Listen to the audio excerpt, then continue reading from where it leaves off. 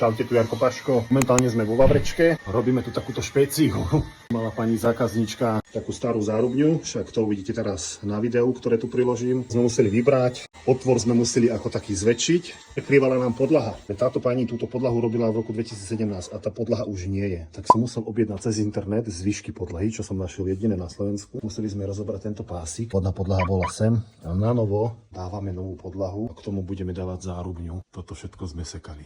Like by povedal, že to len vlastne prídete, vyberiete starú zárubňu a dáte novú, ale vôbec. Tu vlastne robíme úplne všetko. Meníme podlahu, zasekávame, spilujeme zárubňu, lebo bola vysoká tiež, to bola atypická. Rozoberáme tu lišty, budeme dávať nové lišty, nech to vyzerá lepšie. Tu s tým roboty na mraky a musíme si dať pozor, aby sme nič nezničili, nepoškodili, bo zákazníčka má vlastne už komplet prerobený celý dom. Tento otvor tu tak špatil, takže musíme si dať pozor, aby všetky soklíky, všetko bolo zachované, dlažba neporušená. Teraz som to tu umýval, tú dlažbu od starého lepu. Túto starú maľovku nám to musí prekryť, takže musíme si dávať sakramentský pozor. Konečne toto vyzerá dôstojne ku tým novým dverám, ktoré som tu vešal tiež. Som to celé poakryloval po celom obvode. Sme tu nadpojili tú novú podlahu, ktorá nám prišla. Boli posledné 3 lamely nepoškodené. Nedával som tu prechodovú lištu, dal som tu ukončovacú lištu, ktorá je menšia, vyzerá to lepšie. A tu máme výsledok, zárubňa je vymenená,